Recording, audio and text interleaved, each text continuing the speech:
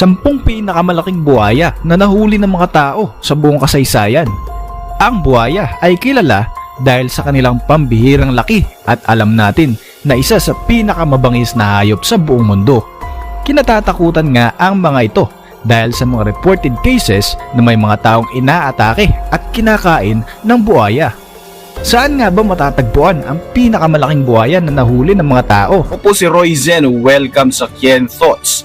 Kung hilig mo ang mga ganitong uri ng videos, mag-like at mag-subscribe para lagi kang updated sa ating mga susunod na upload. Ang saltwater crocodile ay may scientific name na Crocodylus porosus. Ito ang pinakamalaking species ng buhaya at ito rin ang pinakamalaking uri ng reptile sa buong mundo. Number 10. Matara. November 2016 nang mahuli ang isang 17 feet ang haba at may bigat na higit sa 907 kilos na buhaya sa Matara, Sri Lanka.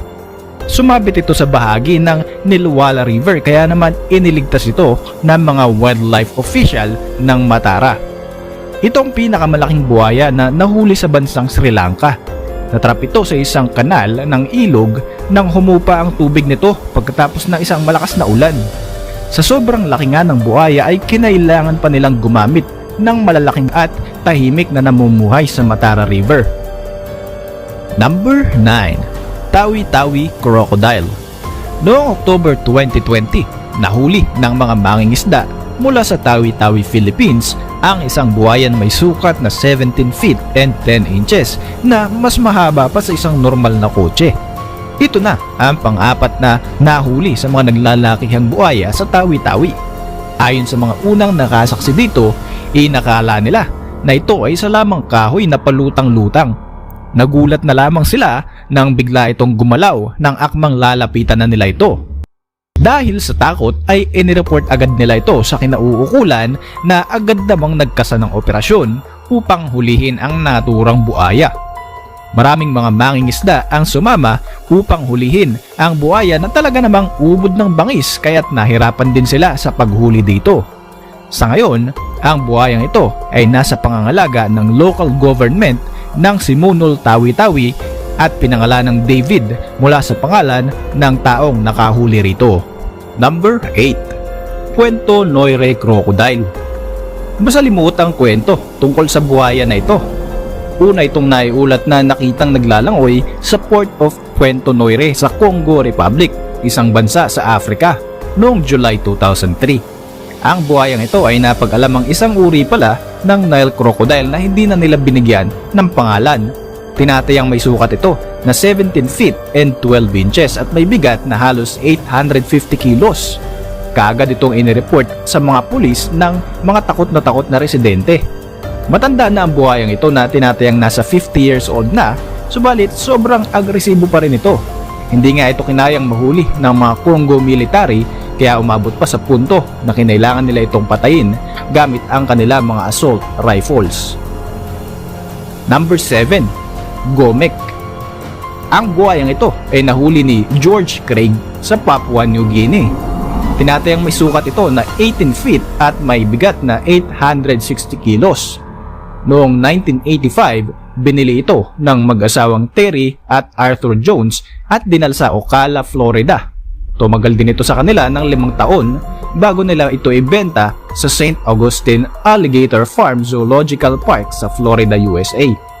Sa loob ng 8 taon ay naging attraction ito sa mga bumibisita sa St. Augustine. Kinukonsidera nga ito na maamong buhaya. Noong 1997 ay pumanaw sa sakit sa puso si Gomek at umabot din naman in between 60 to 80 years old. Number 6. Cassius. Ito ay isang lalaking saltwater crocodile na nirecognize ng Guinness World Record bilang world's largest crocodile in captivity noong 2011. Ito ay may sukat na 18 feet, may bigat na 998 kilos at ito ay tinatayang 110 taong gulang na. Sa ngayon ay inaalagaan ito sa Marineland Melanesia Zoo sa Greenland, Australia. Nahuli ni George Craig ang buhaya na si Cassius sa Finniss River sa Northern Territory ng Australia noong 1984 matapos nitong atakihin ang mga nagdaraang bangka dito. Ang pangalan ng buhaya ay hango sa pangalang Cassius Clay, birth name ng isa sa pinakamagaling na boksingero sa buong mundo, si Muhammad Ali. Number 5. Yai Crocodile. Ang buhayang ito ay isang uri ng estuarine Siamese hybrid na matatagpuan sa Samut Prakan Crocodile Farm and Zoo sa Bangkok, Thailand. May sukat ito na 18 feet, subalit bahagyang may kalakihan kay Cassius. May bigat naman ito na higit sa 1 tonelada.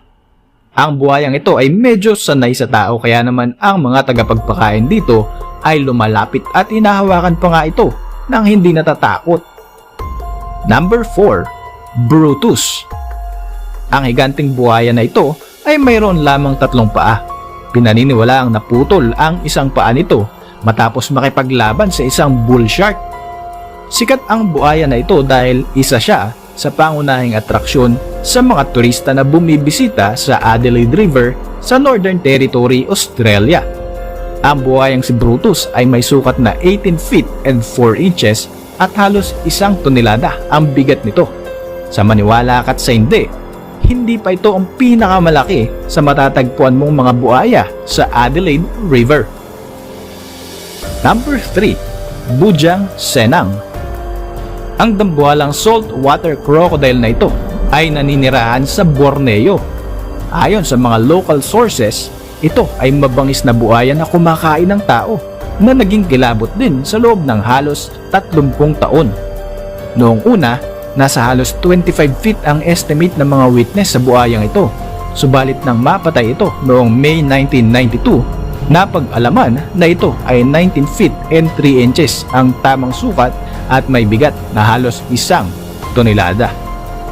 Number 2. Dominator. Hindi opisyal na nakuha ang sukat ng buhayang ito. Tinatayang aabot ito sa 20 feet at higit sa 1 tonelada ang bigat. Matatagpuan ito sa Adelaide River at kasama niyang naninirahan dito ang buhayang si Brutus. Dahil territorial ang mga buhaya, naniniwala ang marami na posibleng ang Dominator ang dahilan kung bakit nakitaan ng malalalim na sugat si Brutus nang isang beses itong makuha ng video na nag-aaway dahil sa pagkain noong 2019. Natakot naman ang mga turista na naaktuhan ang tagisan ng 2 dambuhalang buhaya sa Adelaide River. Number 1. Lolong. Si Lolong ang pinakamalaking saltwater crocodile na nahuli noong September 2011 sa Agusan del Sur, Philippines. Sa joint effort ng local government, mga residente at mga crocodile hunter mula pa sa Palawan, matagumpay nilang nahuli ang buhayang ito na may sukat na 20 feet and 25 inches at may bigat na 1,075 kilos. Naagaw niya ang Guinness World Record mula kay Cassius bilang world's largest crocodile in captivity noong 2011.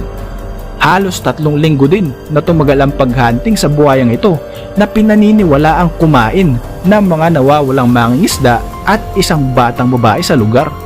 Noong nahuli si Lolong, naging agresibo pa nga ito at kahit na nakatali ay nagpilit itong magpumiglas at muntik pang makatakas. Noong February 2030 naman ay naging kontrobersyal ang pagkamatay ng buhayang si Lolong sa sakit na pneumonia at atake sa puso. Ito nga ay pinagkaguluhan pa maging ng international media. Sa ngayon, matatagpuan mo ang labi ni Lolong na nakapreserve sa Philippine National Museum. Marami pang ibang mga buhaya ang siguradong mas malaki pa sa ating mga naitampok na naninirahan sa ating mundo. Siguradong isang araw mula ngayon ay mayroon na namang mahuhuli na mas malaki pa sa mga buhaya na nasa ating listahan. Para sa inyong reaksyon, kaibigan, mag-iwan ka lamang ng komento sa ibaba. Hanggang sa mga susunod natin mga video, maraming salamat sa inyong panunood.